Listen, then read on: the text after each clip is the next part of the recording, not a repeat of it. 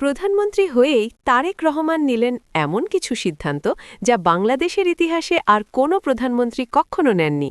কি সেই অবাক করা সিদ্ধান্ত জানতে দেখুন সম্পূর্ণ ভিডিও।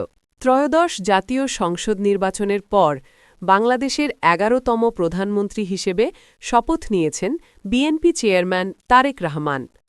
বুধবার প্রধানমন্ত্রী হিসেবে প্রথম অফিস করার দিনেই তিনি নিলেন বেশ কিছু অভূতপূর্ব সিদ্ধান্ত, যা দেশের রাজনৈতিক ইতিহাসে এক নতুন নজির স্থাপন করেছে।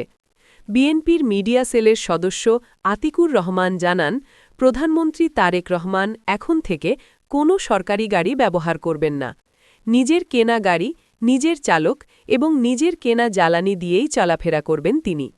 বুধবার সকালে গুলশানের বাসা থেকে নিজের সাদা টলোটা গাড়িতে চড়ে তিনি সাভার জাতীয় স্মৃতিসৌধে যান এবং শহীদদের প্রতি শ্রদ্ধা নিবেদন করেন।